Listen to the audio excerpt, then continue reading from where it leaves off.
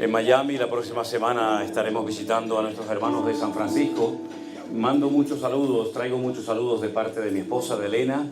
Ella le hubiera gustado muchísimo, estoy seguro, ella más me lo dijo, haber estado con nosotros en esta noche, pero por circunstancias familiares, ya saben, si no, con el tema de mi hija Miriam, ella está a punto de entrar en un tratamiento muy fuerte y entonces, va a ser toda una especie de experimento. Entonces pensamos que lo mejor sería, como ella tiene que otra vez estar en el hospital, pensamos que lo mejor sería que yo fuera solo en esta ocasión al viaje y ella se quedara en casa con nuestra hija y Dios mediante en el próximo viaje nos acompañará. Hermanos queridos, les agradezco grandemente el que hayan estado orando por nosotros durante este tiempo de prueba, porque ha sido realmente un tiempo muy duro. El mes de diciembre del año pasado será un año inolvidable para todos y para cada uno de nosotros, porque fue el año en el que Dios nos probó como jamás en la vida nos imaginamos que Dios nos probaría, porque no estábamos preparados para esta prueba, ni como padres, ni como pastores, ni como nada. Era algo que nos sorprendió y el Señor nos dio mucha fortaleza. Notamos, quiero decirle, y no digo esto para quedar bien con ustedes, porque no soy ese tipo de persona, ¿no?, que dice las cosas para quedar bien con la gente, aunque a lo mejor después en tu corazón no querías realmente decir eso, ¿no? Ustedes ya me conocen y saben que si tengo que decir algo lo digo, y si a alguien no le gustó, pues que Dios lo bendiga, pero lo voy a decir igual, ¿no? Nosotros sentimos en todo momento que había un ejército de hombres y de mujeres orando por nosotros. Lo sentíamos, era una cosa que sentíamos que era una gracia, una fortaleza especial, porque fueron días muy duros, días de una incertidumbre tremenda. El diagnóstico inicial era terrorífico, hablaban de metástasis, hablaban de cosas tremendas y la verdad es que nos vimos con una impotencia tremenda, porque ¿qué puede hacer uno ante esta situación? No puedes hacer nada, ¿no? Una hija de 26 años que la teníamos que bañar, no era capaz de leer 4 palabras con coherencia, en fin, era una detrás de otra, pero ya digo, sentíamos en todo momento un respaldo en la oración tremendo. Y bueno, podríamos hablar mucho, ¿no? Muchos detalles, muchas cosas, pero lo más importante de todo esto ha sido una transformación en la vida de Miriam, de mi hija pequeña, realmente increíble. Realmente es otra persona. Yo ni conocía a mi hija cuando estaba en pleno brote de esta enfermedad terrible que se llama esclerosis múltiple, que tiene muchísimas manifestaciones porque es una enfermedad relativamente nueva, se conoce muy poco de ella, y hace 20 años a muchas personas con esta enfermedad los metían directamente en un manicomio. Así de claro, parecían locos. Y eso es lo que parecía mi hija por momentos, que se había vuelto loca, que se le había ido la cabeza. Y entonces vimos que la única forma era orar y orar y orar y orar. Y a veces decimos, bueno, lo único que podemos hacer es orar. Pero hermano, si es que lo más importante de la vida y lo que tenemos que hacer constantemente es orar. Si eso es lo más importante de todo, ¿verdad? Por lo tanto, yo les agradezco de todo corazón el saber que muchos de ustedes estuvieron orando y el Señor ha hecho una obra maravillosa. Y les mando saludos de parte de ella, de parte de Elena, y estamos muy contentos de poder estar esta noche con nosotros. Me acompaña también nuestro hermano Armando, que es el que hace posible todos los devocionales y los cultos y todo esto. Yo pido que por favor le demos también un aplauso a él de bienvenida. Gloria a Dios. Qué bueno, gracias al Señor. Y gracias a todos los que han trabajado de verdad, de todo corazón, fuertemente para hacer posible este encuentro, esta cena. ¿Han cenado bien? ¿De verdad? Muy bien. No lo digan por quedar bien, ¿eh? Han cenado bien, ¿no? Estupendo. No sé si es posible que nos pongamos de pie. ¿Sí? Usted podría saludar a la persona que está a su lado, alrededor de su mesa, decirle, Dios le bendiga. Bienvenido en esta tarde. No sé de quién es esto. ¿Sí? Amén, aleluya. Gracias, Señor. Vamos con esta. Dígale bienvenido y Dios te bendiga y gócese mucho en el nombre del Señor en el día de hoy. Aleluya. Vamos. Aleluya. Gracias, Jesús. Vamos a alabar al Rey de Reyes y al Señor de los Señores. Denle fuerte aplauso a Él. Aleluya. Gracias, Señor. Aleluya. Si tú dispusieres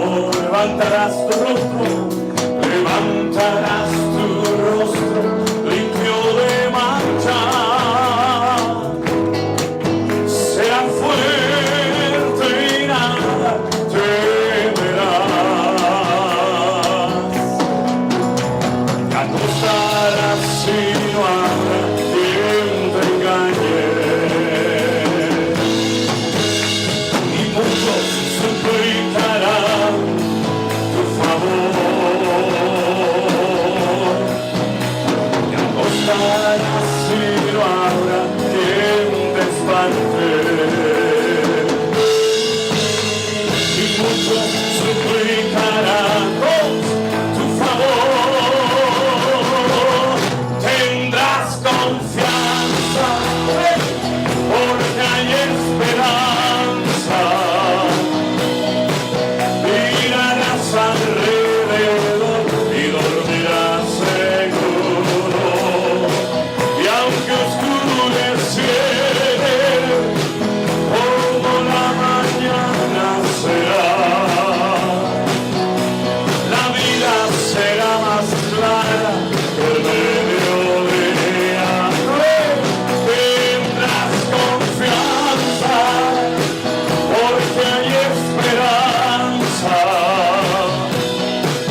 Mirarás alrededor y dormirás seguro. Y aunque oscureciere, como la mañana será,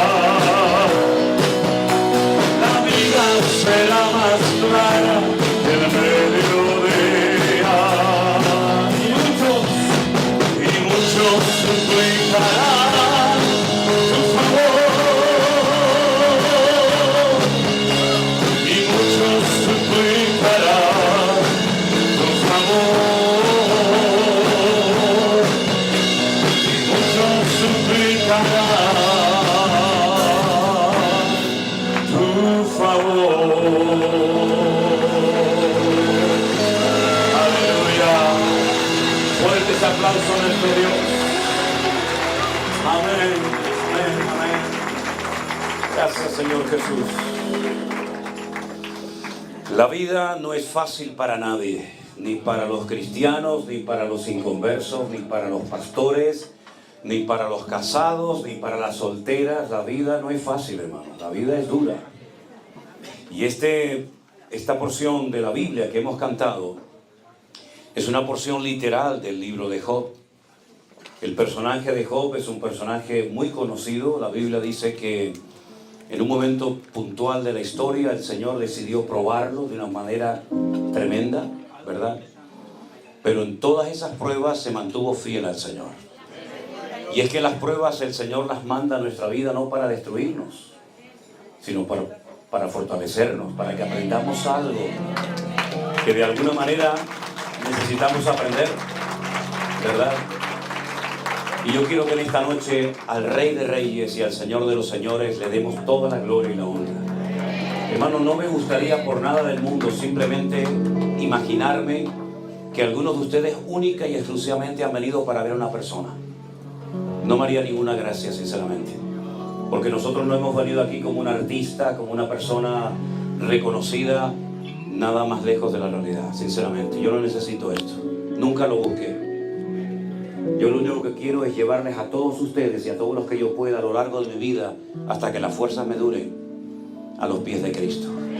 Que lo miren a Él, que lo adoren a Él, que lo honren a Él y que lo sigan a Él y nunca al hombre. Porque seguir al hombre es una tragedia. Y nosotros no le vamos a enseñar ni ayudar a nadie para que termine casi atontada con una persona. Nosotros lo que queremos es que usted se enamore de Cristo. Yo entiendo el cariño, el amor, todo eso lo entiendo, ¿sí? Pero aquí estamos para adorar al Rey de Reyes y a nuestro Dios. Denle un fuerte aplauso al Señor en esta noche, a Él, al único digno de toda gloria, aleluya, y de toda alabanza. A ti, Señor Jesús. Gracias, Jesús. Creo que conocen todos esta canción y la podemos cantar juntos para la gloria del Señor. Aleluya. Es un versículo del libro de Apocalipsis que dice así. Esta no es Rey de Reyes. Esta es otra muy bonita, que si quieren la cantamos también. Y después cantamos el Rey de Reyes. Levantamos nuestras voces en señal de nación. Nos gozamos hoy aquí, adorando a nuestro Dios. Bendeciré tu nombre eternamente, eternamente y para siempre. De suprema alabanza, eres digno, mi Señor. Una vez más, levantamos nuestras voces en genuina adoración. Estamos hoy aquí,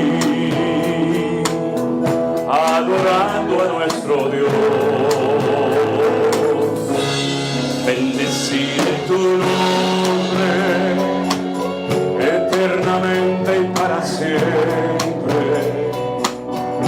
De suprema alabanza, eres digno, mi Señor.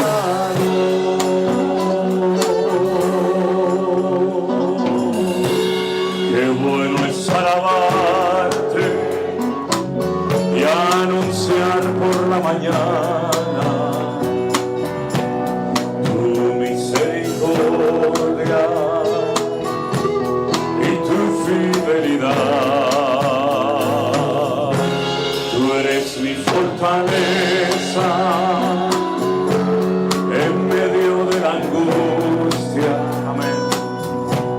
Tú eres mi pronto auxilio en la tribulación. Roca mía, mi salvación.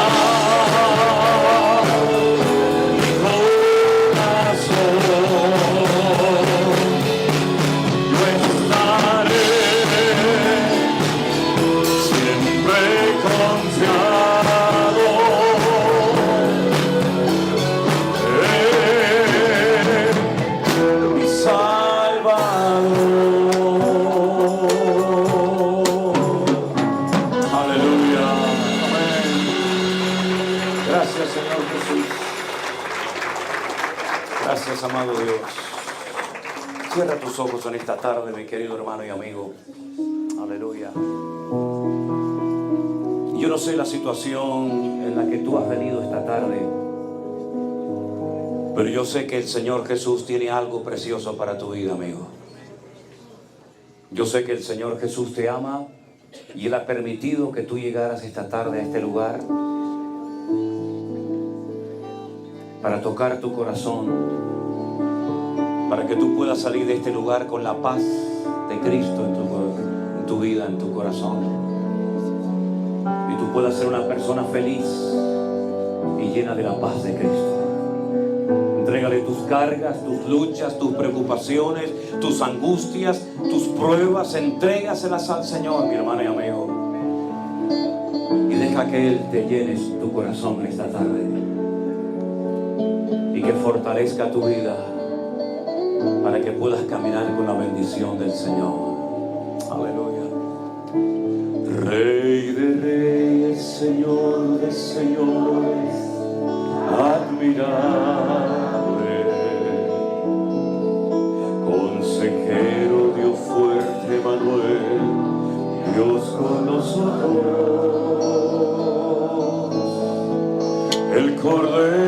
que fue inmolado, Él es digno de tomar el poder, las riquezas, la sabiduría, la fortaleza, la honra, la gloria y la alabanza por los siglos de los siglos. Amén. Una vez más, dilo conmigo. Rey de reyes, Señor de señores, admirable. Gracias, Señor Jesús. Consejero, Dios fuerte, Manuel, Dios con nosotros. El Cordero que fue inmolado, Él es digno de tomar el poder, las riquezas, la sabiduría, la fortaleza, la gloria y la honra y la alabanza por los siglos de los siglos. Amén. Aleluya. Sí, Señor. Dígalo conmigo. Rey de reyes, Señor de señores, admirable. Consejero, Dios fuerte, Manuel, Dios con nosotros. El Cordero que fue inmolado, Él es digno de tomar el poder, las riquezas, la sabiduría, la fortaleza, la honra, la gloria y la alabanza por los siglos de los siglos. Amén. Ustedes, Rey de reyes, Señor de señores, admirable, consejero. Gracias.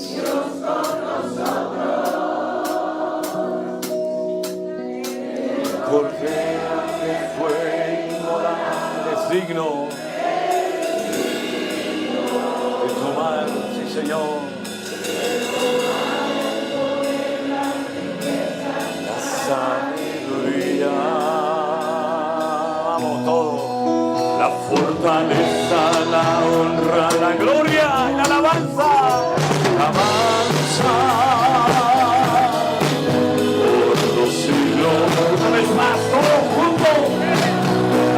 Amén. Esas voces arriba, vamos. Rey de reyes, Señor de señores, admirable. Consejero, Dios fuerte, Manuel, Dios con nosotros. El Cordero que fue inmolado, Él es digno de tomar el poder, las riquezas, la sabiduría, la fortaleza, la honra, la gloria y la alabanza por los siglos de los siglos. Amén. Por los siglos de los siglos. Amén. Por los siglos de los siglos. Amén. Aleluya. Gracias, Señor Jesús. Amén. Amén. Gloria a ti, Jesús. Amén, hermanos queridos. Pueden tomar asiento en esta noche, por favor. Gracias al Señor por este hermoso tiempo de alabanza con estos hermanos extraordinarios que nos ayudan a alabar al Señor junto con ustedes. Cuando mucha gente nos llamaba y nos escribía en aquellos días de la pandemia, en marzo del 2020, que ahora vamos a hacer 3 años, parece mentira, ¿eh? ¿Ya les parece, no? Cuando nos llamaba mucha gente y les preguntábamos cómo habían entrado en contacto con nosotros, nos decían lo del nuevo orden mundial y todo aquello. La mayoría de la gente no sabía dónde estaban las Islas Canarias. Yo no sé si todavía hay alguna gente que diga, pero este hombre ¿dónde vive? ¿Dónde están esas Islas Canarias? Bueno, las Islas Canarias son tan pequeñas que si usted ve un mapa, el nombre de las islas lo tienen que poner fuera de la isla. No es como Estados Unidos, que pone ahí, o Canadá, o esos sitios, ¿no? Cuando ponemos Tenerife o Las Palmas o cualquier otra isla, tienen que poner el nombre fuera, porque si ponen el nombre dentro, la isla no se ve, la tachan, la borran, ¿no? Tremendo, ¿no? Pues de ahí venimos, y de un lugar tan pequeño, tan insignificante y tan lejano, es de donde el Señor comenzó a bendecir y a tratar con miles y miles de personas en todas partes del mundo. Me emociona mucho cuando hay gente que desde cárceles nos escuchan. En aquellos días nos llamaban mucho desde los cruceros, porque como los puertos estaban cerrados y no dejaban entrar a puerto los barcos, se quedaban parados, se quedaban fondeados en alta mar y comenzaban a llamarnos cientos de personas, la tripulación incluso, que muchos de ellos eran cristianos, nos llamaban desde los barcos diciendo, estamos viendo los devocionales, estamos viendo el pastor online, estamos viendo los cultos desde alta mar, lo que nunca en la vida nosotros nos habíamos imaginado. Nos llamaban soldados de las bases norteamericanas desde Afganistán en aquellos días. Realmente fue un tiempo extraordinario y es como una especie de onda expansiva que todavía sigue llegando a centenares de vidas. Y jamás, les soy sincero, hermano, ni oré por esto, ni me imaginaba en la vida que saldríamos de las Islas Canarias para ir por distintos lugares del mundo conociendo gente que se habían convertido, que habían recibido un devocional. Ahora estaba aquí con una hermana de Colombia, debe estar por ahí, que me decía, quiero que saludes ¿a quién era? A una amiga o algo así. A tu mejor amiga. Y lo más tremendo es cuando muchas veces, no una ni dos, muchas veces nos han puesto al teléfono diciendo, mira, quiero que llames a mi padre, a mi madre, a mi sobrina, a mi hijo, que está con un cáncer terminal en un hospital. Y está viendo los cultos, está viendo los devocionales. Y a veces hemos tenido que orar personas prácticamente para despedirnos, ¿verdad? Y estas fueron sus últimas palabras, decir, yo le entregué mi vida al Señor. Hemos llevado a la gente casi a punto de morir a los pies de Cristo. Nos llamaron un día, una hermana pasaba por un puente en Santiago de Chile y había un policía que se iba a arrojar al vacío, un policía que se iba a matar, se iba a suicidar. Y la hermana pasaba y lo vio y le dije, abre el micrófono del altavoz del teléfono y acércaselo así al policía, y empecé a hablarle, empecé a decirle todo lo que el Señor en ese momento ponía en mi corazón. Y el hombre se bajó y gracias a Dios no se quitó la vida. No sé lo que fue de él, no tengo ni idea, pero fue realmente tremendo, ¿no? Fueron muchísimas personas, nos llamaban algunos curas, sacerdotes de estos de clausura, de estos que como no quieren pecar se meten dentro. ¿Qué pasó? Ahí no se va a caer más, déjalo ahí no se cae más. Nos llamaban curas de estos de clausura, de estos que se meten en los monasterios para no pecar, o para pecar en silencio, que nadie los vea. Nos llamaban y nos pedían oración, nos pedían los libros. No, realmente no tengo palabra. Algún día, me dice alguien, algún día escribirás algún libro con los testimonios y con todo eso. Digo, bueno, algún día escribiremos algún libro. Ahora Dios mediante, en el mes de abril, mayo, vamos a publicar otro libro que estamos haciendo sobre los salmos.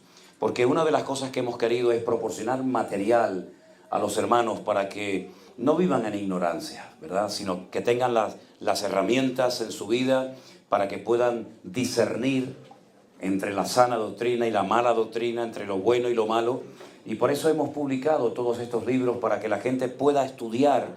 Por ejemplo, se me ocurrió hacer un libro sencillo de escatología que le ayudara a la gente a salir de ese mito, de esa gran mentira que dice que el Apocalipsis es un libro que es imposible de entender.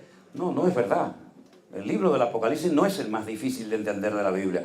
Hay otros libros más complicados en la Biblia. Lo que pasa es que tiene un lenguaje que no es un lenguaje fácil de entender, pero una vez que lo conoces, una vez que lo dominas, disfrutas con la lectura del libro del Apocalipsis. Por eso hicimos un libro sobre escatología y la gente nos llamaba y nos daba mucho gozo cuando nos decía, ahora entiendo el Apocalipsis, ahora entiendo lo del cuerno, lo de las trompetas, lo del anticristo y todas aquellas cosas, ¿no? Fue realmente una bendición. Después sentí en mi corazón poner en las manos de la gente un material que se llama hermenéutica. La hermenéutica es algo que se le enseña a los pastores, los que van al seminario a estudiarla, y es la ciencia que nos ayuda a la correcta interpretación de los textos bíblicos. Yo me preguntaba y decía, pero ¿por qué solamente los pastores tienen que saber interpretar adecuadamente la Biblia? Y no le entregamos esto a la gente, al pueblo, para que también ellos puedan disfrutar de la Biblia. Entonces me decía, no, eso no lo va a leer nadie, me decía, la hermenéutica, eso es aburridísimo. Digo, bueno, vamos a probar. Entonces hicimos 2 en 1, homilética, que es poder enseñar el conocimiento adquirido, y hermenéutica, que te enseña a interpretar la Biblia. Y fue una bendición tremenda para muchos hermanos que decían, ahora entiendo lo que es una profecía, lo que es un texto, lo que es y tantas cosas, ¿no? Así que de verdad que gracias al Señor por todo el material que Él nos ha permitido publicar, y hasta que el Señor nos ayude y nos dé fuerza, seguiremos adelante. Ya la garganta, yo noto que ya me va cada vez creando más problemas. Gracias al Señor, hoy he podido cantar un poquito, mañana ya no sé, podré compartir la palabra, pero en Miami hacía mucho calor, nada que ver con aquí, con Las Vegas. Yo esta mañana salí muy temprano a caminar y no se me cayeron las 2 orejas de milagro. Las orejas y la punta de la nariz, yo digo, se me van a caer de un momento, me hacen así, me la tiran al suelo de un momento a otro, ¿no? Y bueno, después de un rato me di la vuelta porque digo, a ver si me voy a resfriar y no voy a poder ni hablar esta tarde a los hermanos, ¿no? Pero la verdad que es una bendición ver todo lo que el Señor ha estado haciendo. Y también una cosa que me ha llamado la atención, muchas mujeres me dicen, mi marido no quería saber nada de Dios, nada de la iglesia, nada de la Biblia, nada de pastores, pero a ti te escucha. Mi marido a ti te escucha, ¿no? Y me alegra mucho cuando algunos hombres, los hombres saben que no son tan expresivos como las mujeres, ¿no? Las mujeres que si la foto, que si el abrazo, todo ese rollo, ¿no? El hombre, hola, mucho gusto, encantado, y ya está, con eso ya cubrimos, ¿no? Pero me alegra mucho el corazón cuando hay hombres que me dicen, oye, yo, gracias a todo lo que ustedes publican, pues me he acercado a Dios, he recibido a Cristo en mi corazón, estoy leyendo la Biblia, me estoy interesando por las cosas de Dios, y eso es un motivo de verdad para mí como hombre, de verdad de estar contento y agradecido, porque veo que también todo esto ha servido para que muchos hombres pierdan el miedo y no se den cuenta, o se den cuenta, mejor dicho, de que su esposa no está loca, ni le comieron el coco, la cabeza, como decimos por allá, sino que lo que ha conocido es el amor del Señor, que lo quiere compartir contigo. Lo que pasa es que a veces hay mujeres, ahora que no nos escuchan, que no saben ganar a sus maridos. Los quieren convencer con la Biblia, dándole con la Biblia. En vez de policía con la porra, esta le dan con la Biblia, la más grande, ¿no? Y conviértete, pecador, inmundo, incircunciso, infilisteo. Y así no va, esa no es la manera. Se casan más moscas con miel que con vinagre. Entonces, hay otras formas, hermanas, si quieren se lo enseño, de ganar a sus maridos, y no precisamente con la Biblia calibre 45 dándole en la cabeza, que no se va a convertir así, sino lo va a endurecer más todavía, ¿de acuerdo? Bueno, hermanos queridos, yo tengo en mi corazón esta noche compartirles 4 puntos acerca de lo que es la palabra de Dios. ¿Estamos de acuerdo? Cierra tus ojos un momentito ahí donde estás, por favor. Vamos a orar un segundito al Señor y pedirle a Él que nos ayude y que salgamos de este lugar con palabra de Dios en nuestros corazones y podamos disfrutar de lo que el Señor tiene hoy para cada uno de nosotros. Señor, ayúdanos a entender el mensaje que tú tienes preparado para nuestras vidas, Dios mío. Te ruego en el nombre bendito y poderoso de Jesús que tú nos ayudes a entender tu palabra, a disfrutarla y sobre todo a llevarla a la práctica, que es lo que cambia las vidas. Gracias por este hermoso grupo, Señor. Los hermanos que también están conectados, siguiendo esta reunión. Bendícenos y háblanos a todos en esta noche. Te lo pedimos humildemente en el nombre de Jesús. Amén y amén. Gloria a Dios. La palabra de Dios es uno de los regalos más hermosos que Dios le ha hecho a la humanidad. La mayoría de nosotros, o pienso yo que todos los que estamos en este lugar, tenemos la Biblia en nuestro idioma materno, que es el castellano, por lo menos en mi caso. Y no fue fácil que la Biblia llegara hasta nuestras manos. Hace mucho tiempo atrás, hace muchos siglos atrás, un sacerdote católico en Alemania, maestro en un seminario, se dio cuenta de que lo que él estaba enseñando y su iglesia no coincidía con lo que enseña la palabra de Dios. Él se dio cuenta de que los pecados no son perdonados cuando nos postramos delante de un hombre y le contamos toda nuestra vida. Él se dio cuenta que los hombres no pueden perdonar los pecados a otros hombres y tantas cosas. Decidió escribir, traducir la Biblia de los textos originales, el griego y el hebreo, al alemán. Fue una auténtica revolución. Cuando el pueblo común y llano tuvo acceso a las Escrituras, y no solamente los sacerdotes, se dio cuenta de que Dios es un Dios de amor, que había mandado a su Hijo unigénito al mundo para morir por nosotros, que los pecados no los perdona un cura, un sacerdote, un reverendo, un obispo, sino solamente Dios a través de la obra de Cristo y otras muchas cosas. Se produjo una auténtica revolución, una transformación dentro de lo que era en aquel momento la Iglesia Católica en el centro, en el corazón de Europa. Llegó esta noticia a España y otro sacerdote católico, y digo otros sacerdotes porque eran los únicos que sabían leer y escribir, eran los únicos que tenían acceso a las Escrituras. En un monasterio, un sacerdote español llamado Casidoro de Reina sintió en su corazón que ya también era la hora de llegar y traducir la Biblia de los idiomas originales al castellano antiguo, el castellano que se hablaba en el siglo XVI.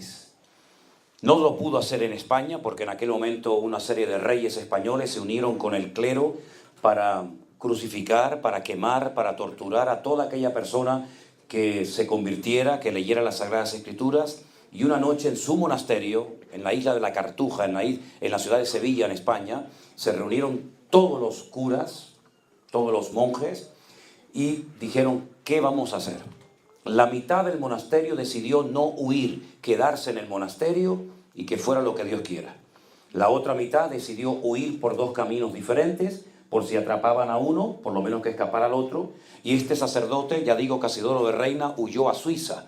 En Suiza conoció a Calvino, Juan Calvino, después de ahí se fue a Alemania y los que se quedaron en el monasterio los destruyeron a todos los quemaron en la hoguera, no se salvó ni uno. Y de los dos grupos se lograron encontrar, creo que fue un año después, en Alemania. Este hombre traduce la Escritura, ya está traducida la Escritura, ya estaba inventada la imprenta, ahora hay que traer la Biblia a España. ¿Cómo se va a traer? Puesto que está penalizado bajo pena de muerte que la gente lea las Escrituras. Había en aquellos tiempos un tal Julianillo, que era un señor pequeñito, jorobado, que transportaba en barricas vino y cruzaba desde Europa el Pirineo, ida y vuelta, y decidieron, este señor que era convertido, decidieron meter dentro de las barricas de vino en doble fondo algunos ejemplares de la Biblia. Jugándose la vida, este Julianillo atravesó los Pirineos y ya tenían las Biblias en España. Pero ahora, ¿a quién se le van a repartir? Porque si le regalas una Biblia a una persona que te delata a la Santa Inquisición, vas a terminar quemado en la hoguera. Bueno, la cuestión está en que gracias al Señor se repartieron unos cuantos ejemplares hasta que alguien delató, alguien habló de Julianillo, que era un contrabandista de Biblias, y al final la Santa Inquisición española lo terminó quemando en la hoguera. Al cura que había traducido la Biblia nunca lo pudieron pescar, entonces lo que hicieron fue lo que se conocía como quemado en esfinge. Hicieron una estatua y entonces la quemaron a la estatua como si estuvieran quemando a Casidoro de Reina. Es decir, para que esta Biblia que tú tienes en tus manos llegue a tus manos, muchas personas dieron su vida, quemados, torturados y todo tipo de torturas habidas y por haber. Si algún día ustedes tienen la oportunidad de viajar a España, concretamente en la ciudad de Madrid, en el centro de Madrid, en la Plaza de Colón, hay un museo de cera y en la primera planta de ese museo están los aparatos que se utilizaban en la Santa Inquisición para torturar a las personas y que renegaran de Cristo y que delataran a los hermanos dónde estaban escondidos, etcétera, etcétera. Y esa sala, que es mucho más grande que todo esto, y están todos los aparatos de tortura que son terribles, se llama la Sala de Tormentos de la Santa Inquisición. Ahora, ¿por qué tanta fobia? ¿Por qué tanta rabia y tanta ira contra la palabra de Dios? Porque la palabra de Dios tiene un poder transformador tremendo. En un principio, cuando usted comienza a leer la Biblia por el principio, por el capítulo 1 del Génesis, usted se va a dar cuenta que lo que Dios quería que sucediera, lo hablaba. Y dijo Dios, sea la luz. Y se hizo la luz, y vio Dios que era bueno. Es decir, todo lo que se creó, todo lo que se ordenó, todo lo que se hizo por el poder de la palabra de Dios. Dios hablaba y automáticamente esa orden que Él daba se materializaba en algo. ¿Por qué? Porque la palabra de Dios no solamente transforma, sino tiene poder creativo. Ese poder Dios no lo transfirió al ser humano, gracias a Dios. Porque si tuviéramos poder creativo, la cantidad de barbaridades, ya habríamos destruido el mundo hace mucho tiempo. Pero Dios se guarda esa característica intrínseca de Él, de tener poder creativo con la palabra. Menos cuando Dios crea al hombre, que utiliza una materia prima como es una tierra que se llamaba la Adamá. Hay dos palabras en hebreo para definir la palabra tierra. Haaretz, que es como por así decirlo el planeta Tierra, la tierra en general, y una tierra particular de una zona que se llamaba tierra Adamá. Y por eso cuando Él toma esa tierra, Él crea a un Adán, porque salió de Adamá, ¿verdad? Y entonces, quitando el momento en el que Dios crea al hombre y a la mujer, todo lo que hizo, lo hizo por el poder de su palabra. Vemos que Él no necesitó absolutamente de nada ni de nadie para crear. Las tinieblas las transforma en luz. El vacío lo llena. El desorden lo ordena. Todo con el poder de su palabra. Pero esa palabra que Él pronunciaba, llegó un momento en el que Él decidió que se pasara a tinta, papel y tinta, por decirlo de alguna manera, y entonces ya estamos hablando de la palabra de Dios por escrito. No ha perdido poder. Una cosa es la palabra que Dios pronunciaba y cambiaba cosas, cambiaba vidas, cambiaba circunstancias, y otra cosa es su palabra ahora por escrito, que sigue teniendo el poder de cambiar vidas, transformar corazones, hacer prodigios, maravillas y milagros, porque la palabra de Dios, aunque esté escrita, tiene el mismo poder que cuando Dios la pronunciaba con sus labios. ¿Cuántos dicen amén? Y por eso Pablo le dice a Timoteo que toda la escritura es inspirada por Dios y útil para enseñar, para redarguir, para corregir, etcétera, etcétera. Segunda de Timoteo 3, 16 y 17. Y por eso el Señor Jesucristo decía, escudriñad, estudien las escrituras, porque ellas son las que dan testimonio de mí. Y por eso podemos ver cómo se enfatizaba y se enfatiza en el pueblo de Israel la lectura y el aprendizaje de la palabra escrita de Dios, porque sabe que tiene poder, te transforma, te ayuda. Ahora ustedes pueden entender cuando aquel centurión romano, que no judío, vino un día a pedirle un favor al Señor Jesucristo. La Biblia dice que cuando este hombre le informa al Señor de que tiene un criado enfermo, y el Señor hace como el gesto para ir a sanarlo, este hombre le dice, no hace falta que vengas. No hace falta que te desplaces. Di la palabra. Así como Dios decía y daba órdenes en un principio, el centurión lo que le dice al Señor, reconociendo el poder de la palabra, es, di la palabra y mi criado sanará ahora mismo. Claro, cuando Jesús oye a este hombre hablar así, le dice a sus discípulos, en todo Israel no he encontrado a nadie que tenga tanta fe como este hombre. Porque él sabía que la palabra de Dios tiene autoridad. De hecho, previamente, él le dice al Señor, yo soy un hombre de autoridad. Yo soy un militar. Y yo le digo a un soldado, ven para acá, y no cuestiona la orden, sino que la obedece inmediatamente. O le digo a otro, toma esto, llévalo para allá, e inmediatamente ejecuta la orden. Pero la autoridad que él tenía no era una autoridad para afectar el mundo espiritual, sobre enfermedades, sobre demonios o incluso hasta sobre la muerte. Pero el centurión dice, pero tú sí tienes ese poder. Tú sí tienes esa autoridad que yo no tengo. Tú no eres un militar, pero tú eres el Rey de Reyes y Señor de los Señores. Di la palabra y mi criado sanará, dice la Biblia. Y Jesús le dijo, grande es tu fe. Vete, tu criado ha sido sanado en este mismo instante. Cuando el Señor le decía, quiero que seas limpio, automáticamente la lepra desaparecía, una enfermedad incurable en aquellos tiempos. Cuando el Señor llegó al sepulcro donde estaba Lázaro, hacía 4 días que había muerto. Y claro, tal vez para usted dice, bueno, ¿qué más da? 3, 4, 5. No, sí tiene importancia el número 4, porque para el judío, incluso en la actualidad, ellos creen que el alma de una persona cuando muere, a los 3 días, a las 72 horas, abandona para siempre el cuerpo. Por eso cuando Jesús llegó al sepulcro donde estaba Lázaro enterrado, sus 2 hermanas, Marta y María, como que se quejan contra el Señor y le dice, si hubieras estado aquí cuando te mandamos a llamar, nuestro hermano no habría muerto. Y el Señor le dice, es que yo soy la resurrección y la vida. El que cree en mí, aunque esté muerto, vivirá.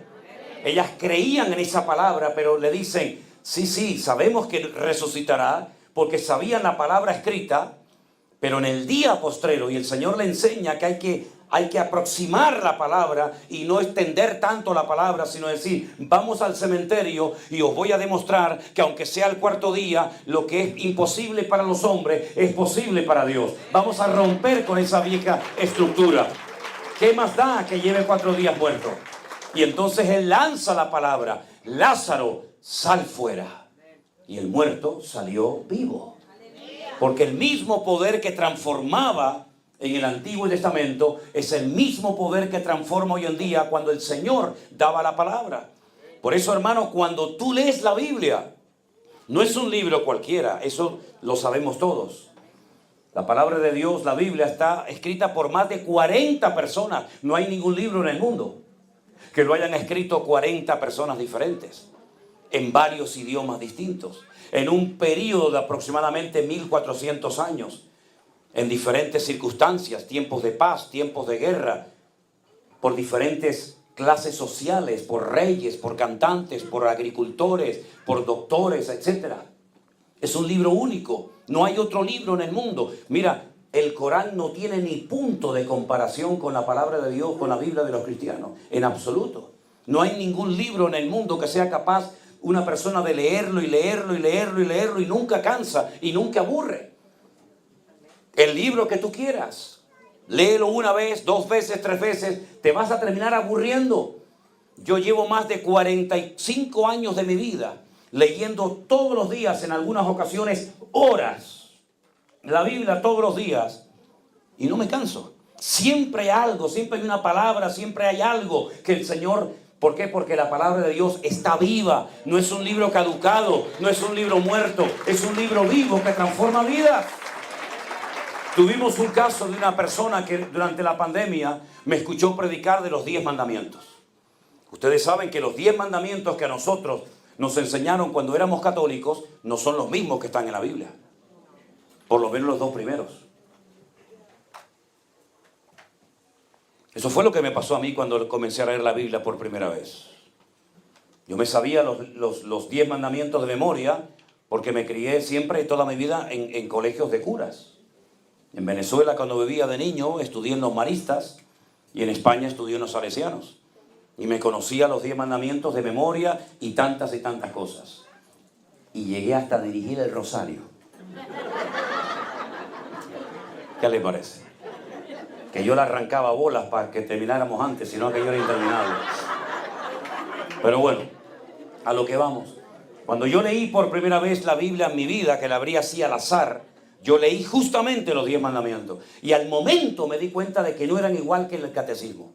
Y por eso me fui rápidamente a hablar con un cura, que yo lo consideraba una buena persona, de hecho era una buena persona, y le dije, don Gilberto, esta gente me ha regalado una Biblia y leí los 10 mandamientos y aquí dice una cosa y en el catecismo dice otra. ¿Qué hago? Y me dijo, cierra, así me llamaban. Si en algún momento de tu vida te encuentras en una encrucijada que no sabes a quién creer sino a Dios o a los hombres, me dijo mirando así para todos los lados, por si acaso le hacían algo, quédate siempre con la palabra de Dios. Y eso fue lo que hice. Y entonces en plena pandemia, yo estoy hablando de los 10 mandamientos y hay una señora ultracatólica de misa diaria, con mucha responsabilidad dentro de la iglesia católica, que está oyendo el mensaje. Y entonces ella va a su Biblia, porque dicho sea de paso, la Biblia que yo tengo aquí en el púlpito es exactamente igual que la que tiene este señor en el Vaticano, Es exactamente igual. Dice lo mismo, Y cuando ella fue a su Biblia, versión Nácar Colunga, que es la que suelen utilizar los católicos, y ella leyó los 10 mandamientos, a ella no se le cayó la dentadura postiza de milagro. Porque se dio cuenta que hay algo que Dios abomina, y es la idolatría. Y en el mundo del catolicismo, para ser un buen católico, tienes que ser una persona idólatra. ¿Sí o no? Y todo eso lo trajeron los españoles, ¿de dónde? De España. Y se lo llevaron a México, a Colombia, a Perú, a Argentina, etcétera, etcétera. Lo que no funcionaba allá, lo exportamos y tampoco funciona acá. Y ¿saben lo que pasa, queridos hermanos? Que cuando uno comienza a leer la Biblia, tiene tanto poder la palabra de Dios que esa mujer cayó de rodillas, llorando, pidiéndole perdón al Señor en su casa. Si no me lo llega a contar esta señora, yo nunca me llego a enterar de que esta señora cayó por el poder de Dios bajo una convicción de pecado tremendo, porque la palabra de Dios tiene poder para cambiar vidas y derretir corazones endurecidos por el pecado. Bueno, lo mismo me pasó a mí en Sevilla. Estábamos predicando durante 3 meses, todos los días, en una carpa como de un circo. Todos los días estuvimos 3 meses allí en Sevilla. Y una tarde me llegó una muchacha y me dice, ¿se puede adorar imágenes? Sevilla es una de las ciudades más idólatras del mundo. Aquí cuando llegué al aeropuerto, ¿saben lo que vi? Las maquinitas estas en el aeropuerto. En Sevilla usted entra a una carnicería, a una farmacia, donde quiera, y hay imágenes enormes. Toda la tienda está llena de imágenes. Nacen con eso desde niños. Lo están viendo desde la cuna. Y esta muchacha me preguntaba si es bíblico, si es correcto, si agrada a Dios adorar imágenes. Y yo le dije, ¿tú tienes Biblia en casa? Y me dice, sí, tengo una Biblia. Digo, ábrela por Éxodo 20. Y cuando vayas a tu casa lo lees y mañana hablamos. Cuando esta chica vino a hablar conmigo, me dijo, no tengo la más mínima duda de que lo que estaba haciendo no le agrada al Señor y lo voy a dejar de hacer, porque leyó la Biblia y la Biblia habló directamente a su corazón. Esa jovencita que llegó ese día a esa carpa con su novio, hoy en día son los pastores de esa iglesia que se levantó para la gloria de Dios en la ciudad de Sevilla, porque la palabra de Dios tiene poder para cambiar vidas. Gloria a Dios. Ese es nuestro Dios. Entonces, cuando usted abre la Biblia y usted la lee, y si lo puede hacer en alta voz, mejor que mejor, esa palabra le transforma el alma. Y eso fue lo que me pasó a mí en el mes de diciembre, cuando nuestra hija comenzó a sentirse mal, y la madre tenía que bañarla, y no podía mantener el equilibrio, y perdió la facultad de poder leer, y solamente quería dormir, y dormir, y dormir. Y cuando un día entro a su habitación, y le digo, Miriam, levántate ya, tienes que ir a comer un poco, por favor. Estaba así como un espagueti de flaco, no quería comer, solamente quería dormir. Y comienza con su, como lo llaman, con su manta o con su frazada, con su cobija, tiene tantos nombres, ¿no? Comienza a ser como un robot, es que se me cayó algo, es que se me cayó algo, es que se me cayó algo, como una máquina. Y yo decía, ¿pero qué te pasa? ¿Qué estás haciendo? Y se pone, papá, ven un momento, papá. Y le digo, Miriam, que soy yo. Papá, ven un momento, papá. Y en eso entra mi hija mayor. Y nos quedamos mirando y mi hija comienza a llorar y me dice, papá, yo me voy a la calle a dar una vuelta con el niño. Y se fue a la iglesia corriendo, que justamente había ensayo de alabanza ese día. Y le pidió, llorando a los jóvenes que estaban allí, por favor, orar por mi hermana que se ha vuelto loca. El que tu propia hija ni siquiera te reconociera. Se obsesionó con quererse ir, me voy. ¿A dónde te vas? ¿A dónde? Cuando yo sabía perfectamente, porque yo vengo de esa selva. Yo no me crié en el Evangelio, ¿sabes? Yo vengo de la calle, del mundo. Y yo sé que allá afuera, el ambiente que se respira aquí, allá afuera no existe. Ni más una niña, un bomboncito, ¿verdad, jovencita? Yo digo, ahí te van a comer, hija. En cuanto salgas por la puerta la pierdo. La pierdo. Lo sé que la pierdo.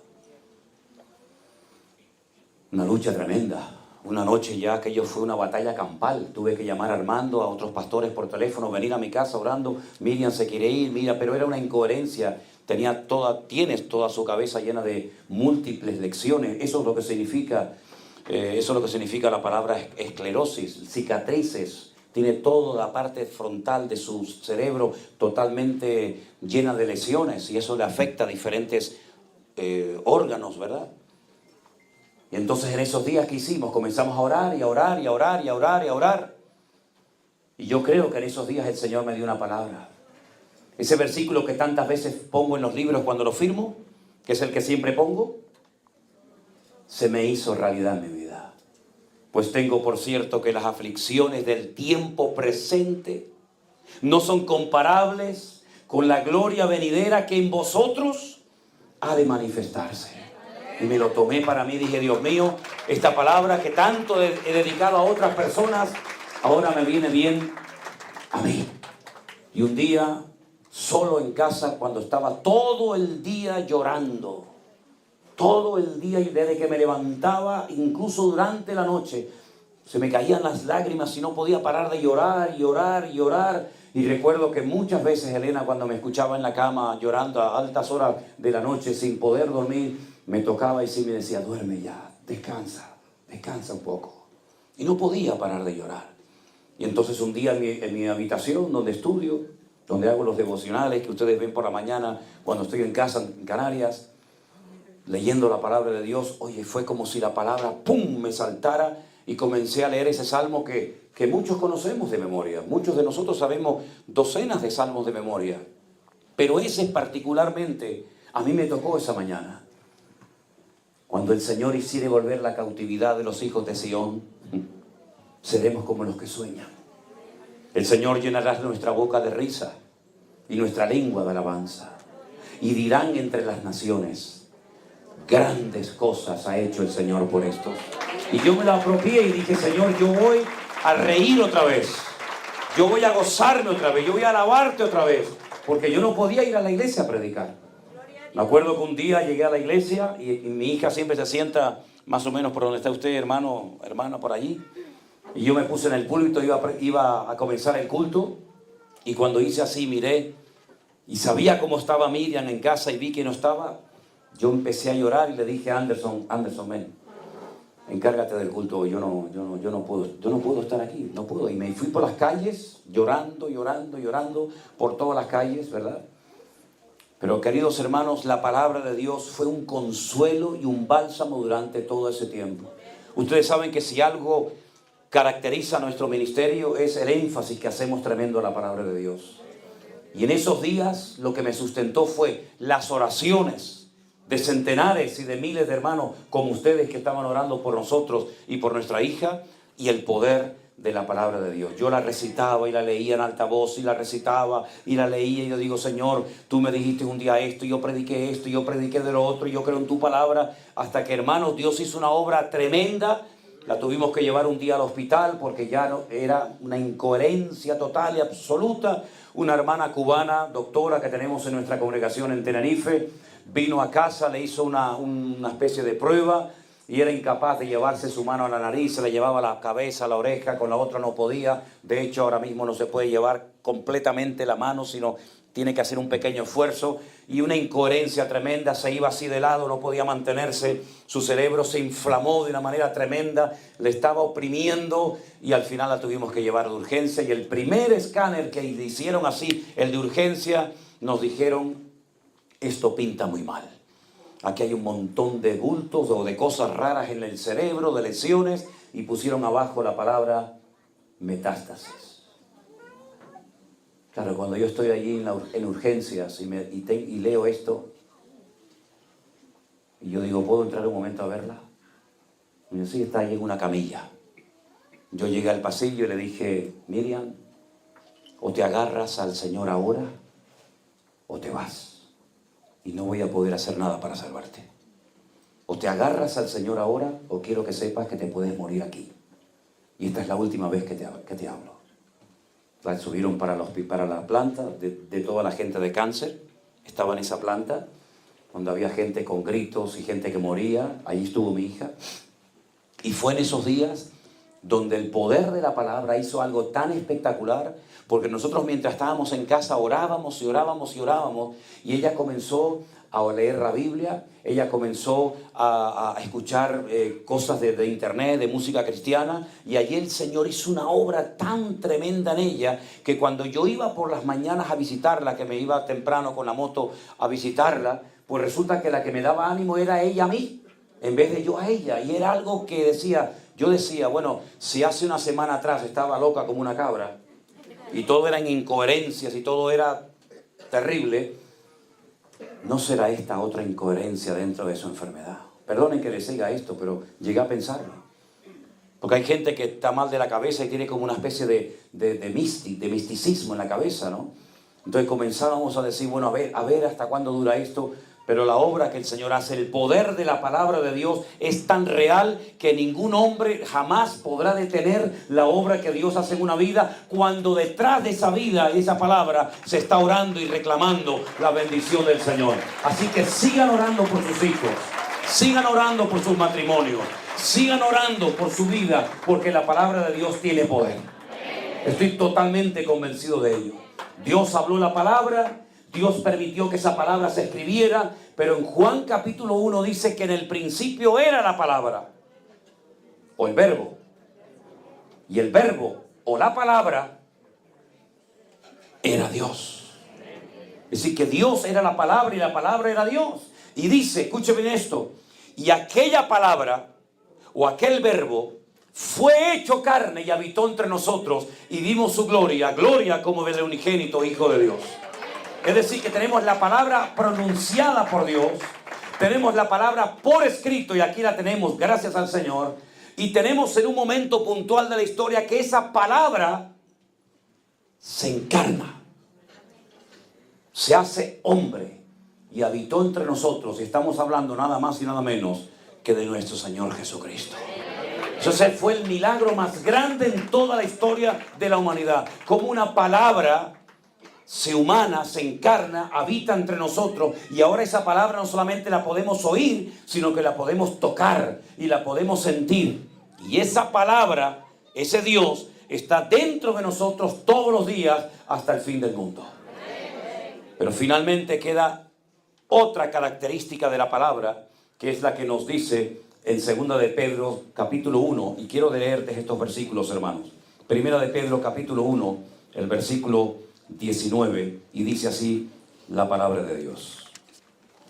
Tenemos además la palabra profética más segura, a la cual hacéis bien en estar atentos, como a una antorcha que alumbra en un lugar oscuro hasta que el día esclarezca y el lucero de la mañana salga en vuestros corazones.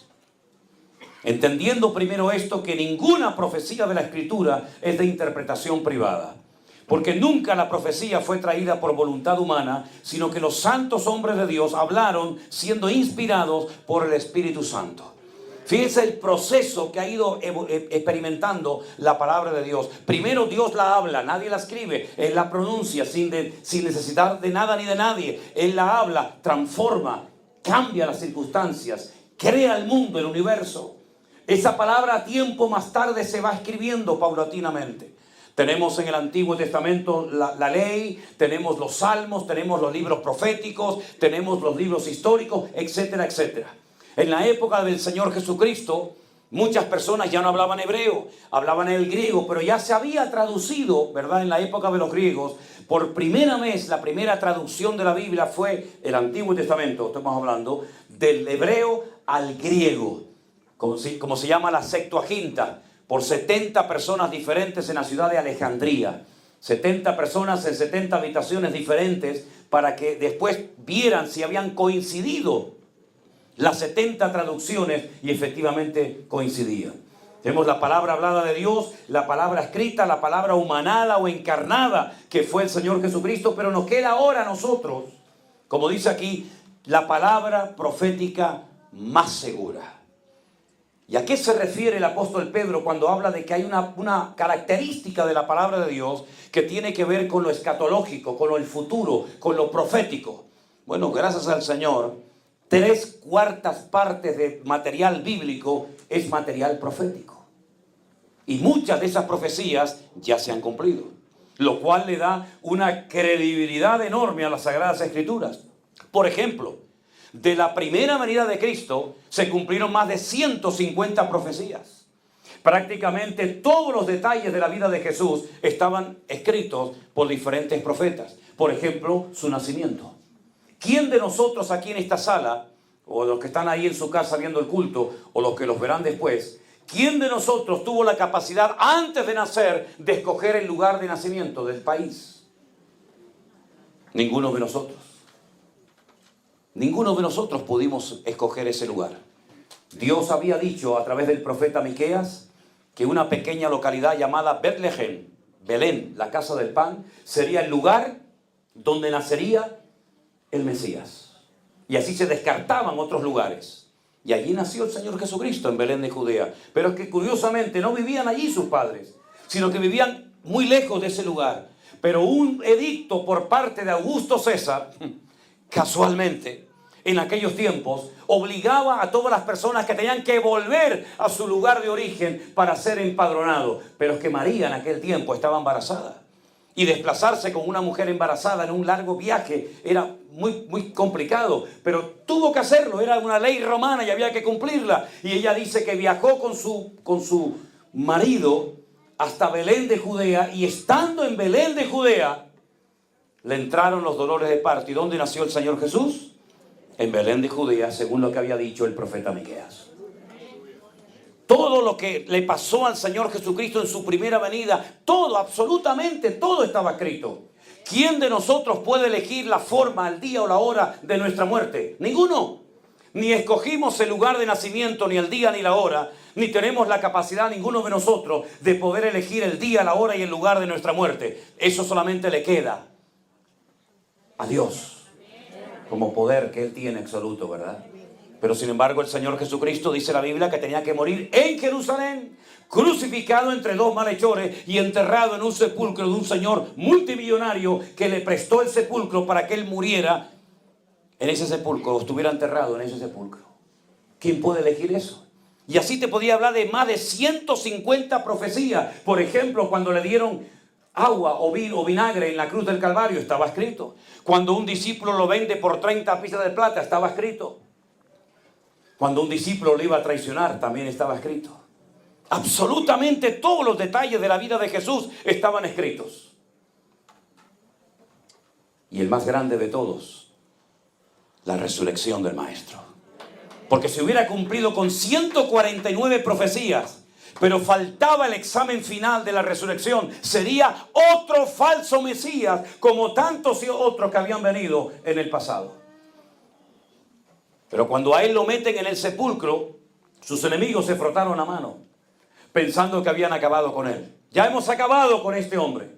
Se acabaron los milagros, se acabaron esas locuras de multiplicación de panes y de peces, de muertos que resucitan, etcétera, etcétera. Lo meten en un sepulcro y toman medidas para cuidar a un muerto como nunca habían tomado para cuidar a nadie. 16 soldados romanos armados hasta los dientes para que nadie se acercara al sepulcro. Lo meten en una cueva con una piedra redonda que pesa aproximadamente 4.000 o 5.000 kilos de peso. Ponen un precinto romano para que nadie viole ese lugar. Tomaron, ya digo, todas las medidas habidas y por haber para que no saliera de la tumba. Pero dice la Biblia que al tercer día, cuando una de sus seguidoras llamada María Magdalena fue al sepulcro y lloraba, alguien le dijo: no busques entre los muertos al que vive, porque al que vive ahora, porque ha resucitado de entre los muertos. No tenemos que buscar en los muertos. Léame las manos, écheme las cartas. No buscamos entre los muertos la respuesta que solamente Dios nos puede dar, porque es un Dios vivo. Resucitó al tercer día. Y ese Dios, ese Señor Jesucristo resucitado, palabra encarnada, dio muchas profecías. Y una de las que dijo, dice: me voy, pero vendré otra vez. Y si cogemos todas las profecías de Él que hablaban de la primera venida, y leemos todas las profecías que hablan de su segunda venida, tenemos más material para creer que vendrá por segunda vez solamente en el Antiguo Testamento que para estudiar su primera venida. Así que, mis queridos hermanos, el Señor va a volver otra vez a este mundo. Y dice cuándo, o más o menos el tiempo, y dice dónde, y dice cómo. Y pondrá en aquel día sus pies sobre el monte de los olivos, y el monte se partirá en dos. Y todo ojo le verá, y toda rodilla se doblará, y toda lengua confesará que Él es el Señor, para gloria de Dios Padre. Y reinaremos juntamente con Cristo. Y tenemos las cartas de Pablo, tenemos las cartas de Pedro, tenemos el Apocalipsis, Tenemos el libro de Daniel para estudiar todo el material profético de los últimos tiempos. ¿Para qué? Para que no nos dejemos engañar. Llámese pastor, llámese cura, llámese reverendo, llámese obispo, me da igual el nombre que le ponga. Usted ya tiene material y tiene madurez más que suficiente para decir, usted será pastor, pero usted es un falsante. Usted será reverendo, pero usted está enseñando falsas doctrinas. Y usted será lo que sea, pero yo no le voy a creer ni una palabra, ni le voy a apoyar ni un momento más, porque en la palabra de Dios dice todo lo contrario a lo que usted, caballero, está enseñando. Y me da igual que se llame pastor, me da igual que tenga una iglesia de miles de personas, me da exactamente igual. Por encima de obedecer al hombre, tengo que obedecer a mi Señor. Y cuántas veces la gente, por no tener esa capacidad o esa madurez, se dejan engañar y se dejan seducir y hasta se arruinan apoyando a sinvergüenzas que, aprovechándose de la bondad de la gente y utilizando un púlpito que es lo más sagrado del mundo, comienzan a enseñar cosas que no son de la voluntad de Dios. Ha llegado el tiempo en el que nos demos cuenta de que una de las señales de los últimos tiempos es que se levantarían falsos cristos. Y la palabra Cristo no es un nombre, es un adjetivo en hebreo, Mashiach. Falsos ungidos, que incluso pueden llegar a hacer señales, milagros y prodigios, y que podrán incluso engañar a los escogidos, mas el que persevere hasta el fin, ese será salvo. Nunca olvidaré en mi vida cuando un día me llevaron a un programa de televisión. A mí no me gusta ir a radio, ni televisiones, ni nada de eso, pero un día insistía un amigo mío y bueno, de pesado le dije, venga, va, voy para que me dejes tranquilo, porque eres un pesado. Era un pastor, pero él decía así, ¿no? Era un pesado. Me llevó a la televisión y estábamos ahí en la sala y nos iban a hacer 4 preguntas. Yo estaba deseando marcharme porque a mí todos esos rollos no me gustan. Y hay un pastor sentado al lado mío y me dice, tengo que contarte un milagro que ayer pasó en mi iglesia. Digo, qué bonito, qué bueno, me alegro mucho, hermano. Ojalá que ocurra mucho más. ¿Quieres verlo? Me dice. Digo, ¿el qué? El milagro. Digo, ¿el milagro lo tienes ahí? Dice, sí. Digo, enséñamelo a ver. Y me saca un trocito de papel ahí. Así. ¿Ven este papel así? ¿Y así? Un trocito de papel así. Así como manchadito así. Se llama purpurina. ¿Conocen la purpurina? La purpurina es esa pintura que parece como oro. Esto es así como una cosa de esta, así. ¿Sí? ¿Sí? ¿Saben? Y le digo, ¿y esta qué vaina es esto? ¿Qué cosa es esto? Dice, no, esto es oro. Le digo, ¿esto es oro? Dice, sí, porque ayer estábamos en el culto y empezó a llover oro. Y entonces yo cogí este papelito, hice así y lo froté de oro. Y le digo, ¿tú me estás tomando el pelo? ¿Tú te crees que yo soy idiota o qué? Tú podrás engañar a tu gente, pero a mí no me engañas, ¿eh? Que yo antes de cura fui fraile. Entonces, ¿tú te crees que mi Dios, con todo el hambre que hay en el mundo y con toda la miseria y gente destruida que está en el mundo, te va a mandar a ti oro, que en vez de mandarte lingotes de oro te manda una birria de esto que no vale para nada? Una de las cosas que más me ha impactado en este viaje, por lo menos de momento, es cuando ayer, creo que fue, salimos a buscar un sitio para comer y llegamos a un sitio que parecía el infierno, el inframundo. Centenares de jóvenes y de ancianos destruidos completamente por el alcohol, por la droga o por lo que sea, viviendo peor que animales, rodeados de basura por todas partes. Aquí en esta ciudad de Las Vegas, donde viene todo el mundo a los casinos y a tirar la casa por la ventana, aquí hay centenares de esclavos muriéndose de hambre, destruidos en las calles. Qué terrible, ¿verdad? Estoy seguro que Cristo, en vez de organizar cenas en lugares como este, seguramente iría a darles de comer a ellos. Probablemente en el día de hoy, ¿verdad? ¿Y tú crees que el Señor Jesucristo, viendo a los niños que se mueren en África de hambre, que tuvimos que ir a África a darles de comer a los niños, y a Bolivia, que estuvimos durante años trabajando con niños recogidos de la calle, que no los quería nadie, Y mientras en las iglesias predicaban prosperidad y los pastores te enseñaban el Rolex y el terreno y la casa que se habían comprado, los niños estaban muriendo de hambre en la calle, ¿tú crees que te va a mandar mi Señor del cielo esta birria de oro desde el cielo? ¿Para qué? ¿Para que vengas aquí a presumir de que tienes una iglesia poderosa? Cuando tenemos a la ciudad patas arriba y vemos que el país se va a la ruina y no estamos haciendo los cristianos absolutamente nada, sino pelear y discutir a ver quién tiene la iglesia más grande y quién tiene más miembros. Pero tenemos ya que despertar del letargo, queridos hermanos. Ya no hay tiempo que perder, nos queda menos vida, por lo menos a mí de la que ya he vivido. Me queda menos ministerio que el que ya he vivido. Tenemos que comenzar a darnos cuenta de que la vida cristiana no es dame, sino doy, porque más bienaventurado es dar que recibir. Y Dios nos ha dado palabra para que no nos dejemos engañar nunca más, por nada ni por nadie, querido hermano. Nunca más. Llámese como se llame y sea quien sea, porque ahora tiene la palabra escrita. Y usted puede comprobar por sí mismo si lo que está oyendo es palabra de Dios o es un cuento chino. Por eso, mis queridos hermanos, para concluir en esta noche, yo les digo algo. Si no tiene una Biblia, cómprese, obtenga una Biblia lo antes posible. Comience a leerla para que nadie le engañe, para que nadie le tome el pelo. Y cuando hay gente que me dice, pastor, yo es que la leo y no la entiendo, digo, qué casualidad, oye. Ves una película 4 horas y la entiendes toda. Sabes quién es el bueno, el malo, quién se va a casar, quién es el querido de la querida, el amigo de la amiga, el novio de la novia. Lo entiendes todo. Abres un negocio, una empresa y funciona perfectamente. Lees el periódico y lo entiendes. Vas al cine y lo entiendes. Te cuentan un chisme y lo entiendes. Y lees la Biblia y no lo entiendes. ¿Y no será que tienes aquí un bloqueo espiritual que habrá que reprenderlo y orar para que seas libre y el Señor te dé memoria y capacidad para entender la palabra? El cerebro no se atrofia por usarlo mucho. No, al contrario. El cerebro se atrofia por no usarlo o por meterle basura. Y la mejor medicina para todos tus huesos y para tu mente es leer y escudriñar y memorizar la palabra del Señor. Porque es la lámpara que va a iluminar tu camino. Y la palabra de Dios será dulce como la miel y transformará tu vida y tu corazón. Y nunca más volverás a ser la misma persona. ¿Cuántos dicen amén? Cierra tus ojos en esta noche, mi querido hermano. Aleluya. Yo les pido a todos y a cada uno de ustedes que sean amantes de la palabra de Dios.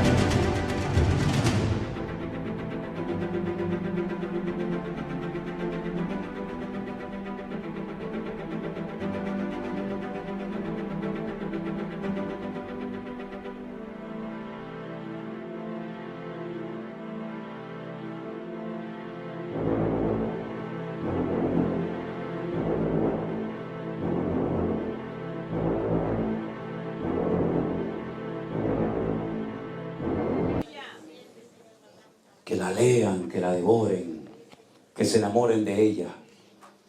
Porque conociendo la palabra de Dios, conocerás al Señor. Aleluya. Bendito sea tu nombre, oh Dios.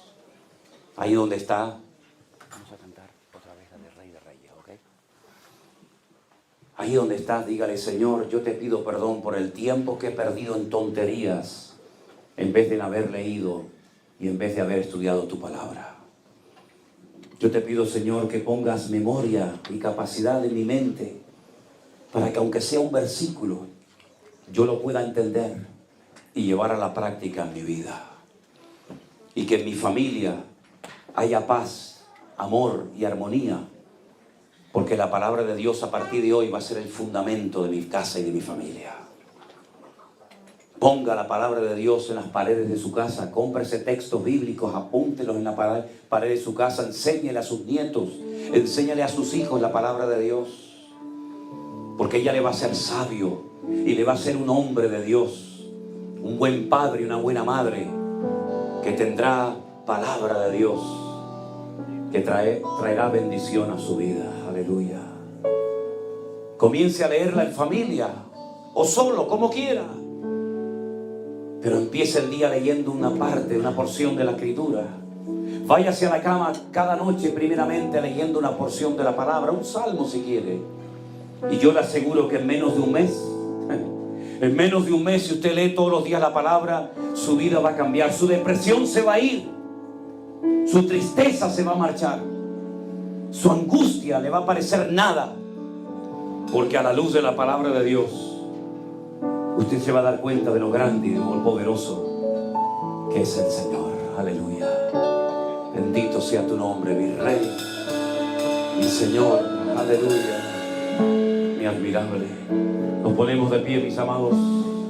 Levante sus manos al cielo y dígale: me rindo a ti, Señor. Me rindo a ti, Señor. Aleluya. Rey de reyes, Señor de señores, admirable, consejero, Dios fuerte, Manuel, Dios con nosotros,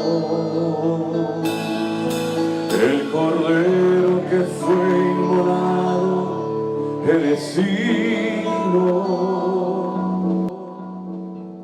de tomar el poder, las riquezas, la sabiduría,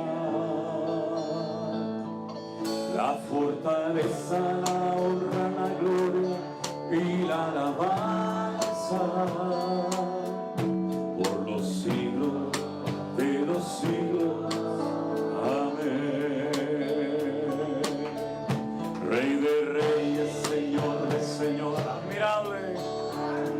Cántele al Señor en esta noche.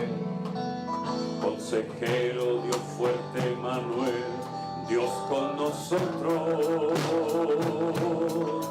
el Cordero que fue inmolado, eres digno de tomar el poder, las riquezas, la sabiduría, aleluya, la fortaleza, la honra, la gloria y la alabanza por los siglos. Amén. Fuerte, hermano, vamos, fuerte. Rey de reyes, Señor de señores, admirable, consejero, Dios fuerte, Manuel, Dios con nosotros, el Cordero que fue inmolado, eres digno de tomar el poder, las riquezas, la sabiduría, la fortaleza, la honra, la gloria y la alabanza por los siglos de los siglos. Amén. Rey de reyes. Aleluya. Gracias, Señor. Amén. Consejero, Dios con nosotros, el Cordero, aleluya, gracias, Señor, aleluya, sabiduría, fortaleza, la fortaleza, la gloria. Gracias, Señor, aleluya. Él está aquí con nosotros. Amén, amén, vamos. El Rey de Reyes está aquí, amén. Rey de Reyes, Señor de señores, admirable, consejero, Dios fuerte, Manuel, Dios con nosotros, el Cordero que fue inmolado, eres digno de tomar el poder, las riquezas, la sabiduría, la fortaleza, la honra, la gloria y la alabanza por los siglos.